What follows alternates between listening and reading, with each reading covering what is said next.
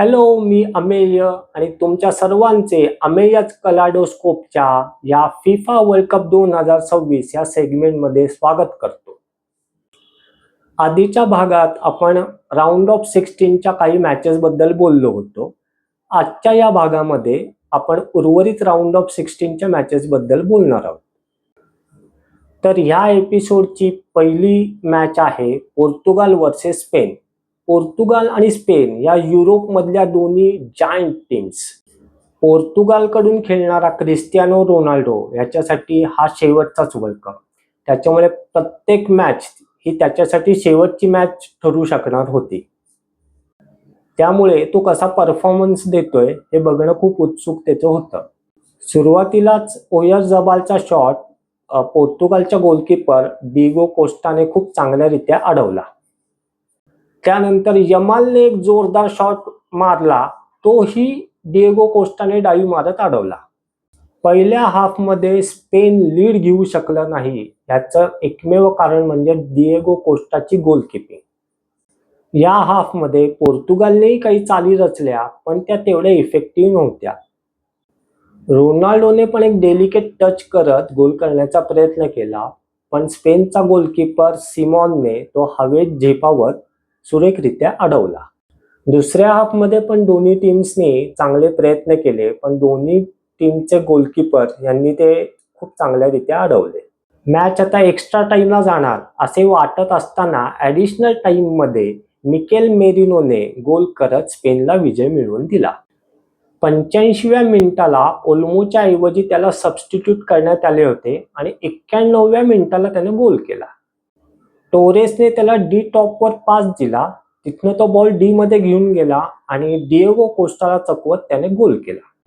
त्यानंतर पोर्तुगालने काही प्रयत्न केले, पण ते तेवढे इफेक्टिव्ह नव्हते.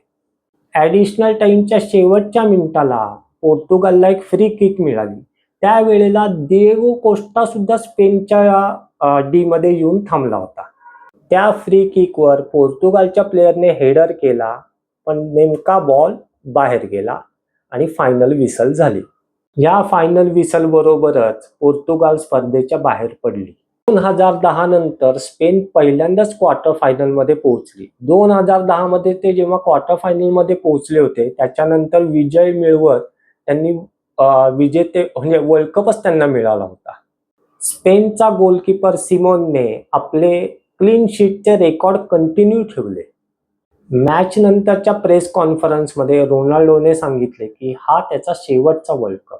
शेवटची इंटरनॅशनल मॅच तो कधी खेळणार हे मात्र त्यानं सांगितलं नाही. मॅचमध्ये एक मस्त पोस्टर दिसले, ज्या पोस्टरवर यमाल आणि रोनाल्डो यांचे फोटो होते आणि रोनाल्डोच्या फोटोच्या वरती लिहिलं होतं द लिजंड आणि यमालच्या पोस्टरच्या वर लिहिलं होतं द फ्युचर. राऊंड ऑफ 16ची पुढची मॅच आहे USA वर्सेस बेल्जियम. या मॅचच्या आधीच कॉन्ट्रोवर्सी झाली. USAच्या प्लेयरला बालोगनला ह्या आधीच्या मॅचमध्ये रेड कार्ड मिळालं होतं, पण फिफाच्या अध्यक्षांनी ते रेड कार्ड तात्पुरतं सस्पेंड केलं गेलं.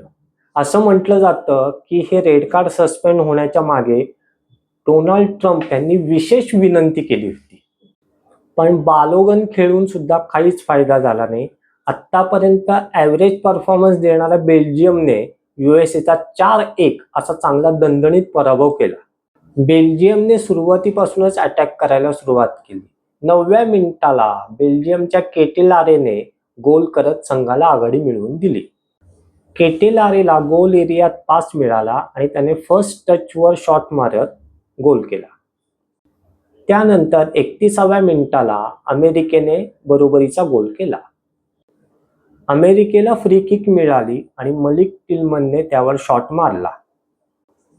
तो शॉट नेमका बेल्जियमच्या प्लेयरला डिफ्लेक्ट होऊन गोलच्या दिशेने गेला. त्याच्यामुळे असं झालं की बेल्जियमचा गोलकीपर हा त्या डिफ्लेक्शनमुळे बीट झाला आणि गोल झाला. स्टेडियम मधील अमेरिकेचे सपोर्टर्स जोरदार जल्लोष करू लागले, पण त्यांचा हा आनंद फार काळ टिकला नाही, कारण की लवकरच केटेलारेने परत एक गोल करून बेल्जियमला आघाडी मिळवून दिली. या वेळेला ट्रोसार्डने त्याला डाव्या बाजूने पास दिला आणि केटेलारेने हेडर करत गोल केला. पहिला हाफ संपला तेव्हा स्कोर होता बेल्जियम 2 USA 1. दुसऱ्या हाफमध्ये 57व्या मिनिटाला बेल्जियमने तिसरा गोल केला.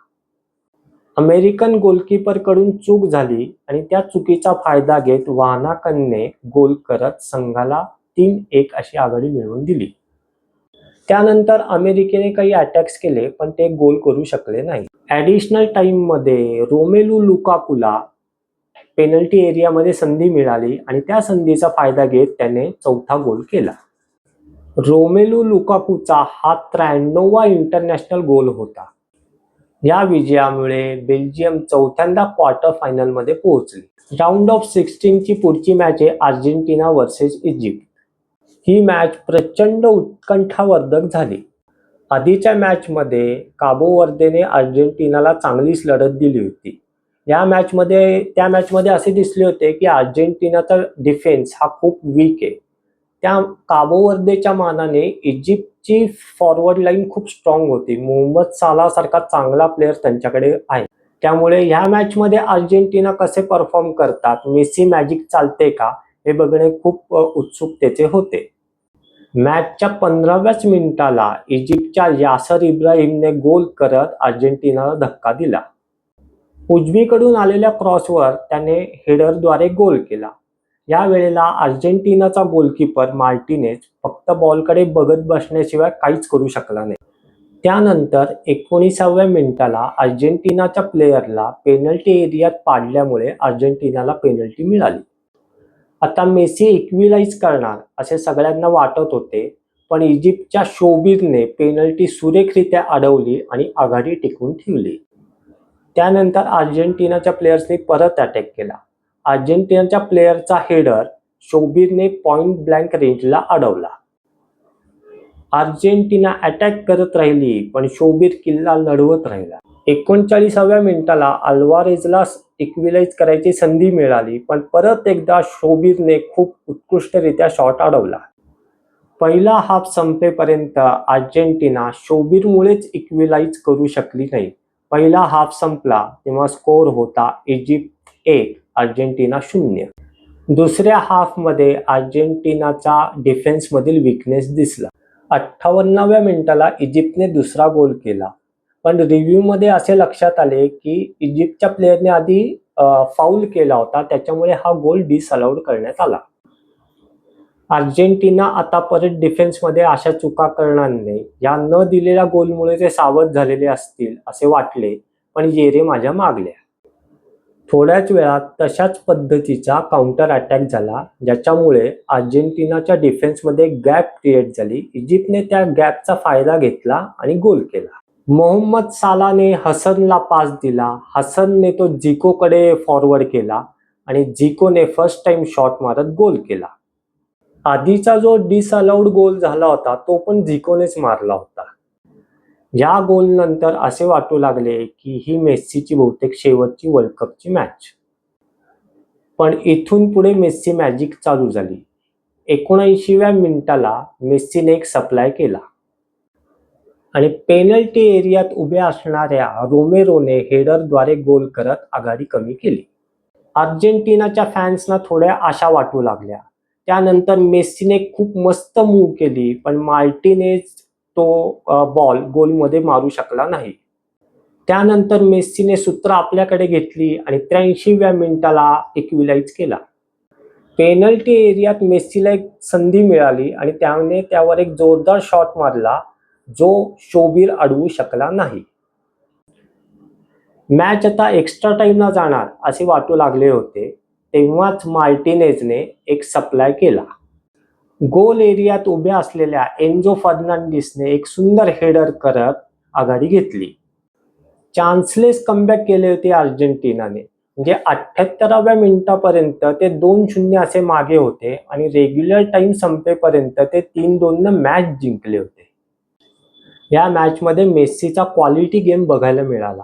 म्हणजे पेनल्टी मिस झाल्यानंतर सुद्धा आणि 78 मिनिटापर्यंत 2-0 मागे असताना त्याच्यानंतर त्याने ज्या प्रकारच्या चाली रचल्या, ज्या प्रकारचा त्यानं गेम कंट्रोल केला ते अक्षरशः बघण्यालायक होते.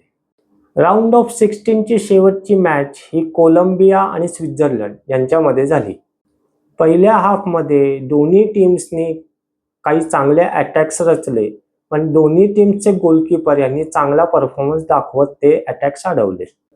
पहिला हाफ संपला तेव्हा गोल स्कोर होता स्वित्झर्लंड 0 कोलंबिया 0. ह्या हाफमध्ये स्वित्झर्लंडने जास्त अटॅक्स केले. दुसऱ्या हाफमध्ये पण गोल स्कोर 0-0 असाच राहिला. या हाफमध्ये कोलंबियाने जास्त अटॅक केले, पण ते गोल स्कोर करण्यात अयशस्वी ठरले. मॅच एक्स्ट्रा टाइमला गेली. एक्स्ट्रा टाइममध्ये कोलंबियाच्या प्लेयरने मारलेला हेडर क्रॉसबारला लागला. त्यानंतर स्वित्झर्लंडच्या प्लेयरने पेनल्टी एरियातून मारलेला एक शॉट कोलंबियाच्या गोलकीपरने खूप चांगल्यारीत्या अडवला. शेवटी मॅच पेनल्टी शूटआउटवर गेली. पेनल्टी शूटआउटमध्ये स्वित्झर्लंडकडून शाका, अमडोनी, हर्नांडिस आणि वर्गास या चौघांनी गोल केले. तर कोलंबियाकडून क्विंटेरो कॅम्पस आणि डियाज हे गोल करू शकले. कोलंबियाच्या सांचेजचा शॉट क्रॉसबारला लागला, तर स्वित्झर्लंडच्या अँकाजीचा शॉट हा गोलपोस्टच्या खूप वरून गेला. स्वित्झर्लंडच्या गोलकीपर कोबेलने हर्नांडिसचा शॉट खूप सुंदररित्या अडवल्यामुळे स्वित्झर्लंडला विजय मिळाला. तब्बल 72 वर्षांनी स्वित्झर्लंड क्वार्टर फायनलमध्ये पोहोचले. तर आता पुढील एपिसोडमध्ये आपण क्वार्टर फायनलच्या मॅचेसबद्दल बोलूयात.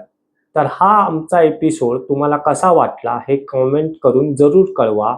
लाईक करा, सबस्क्राईब करा आणि जास्तीत जास्त शेअर करा. धन्यवाद.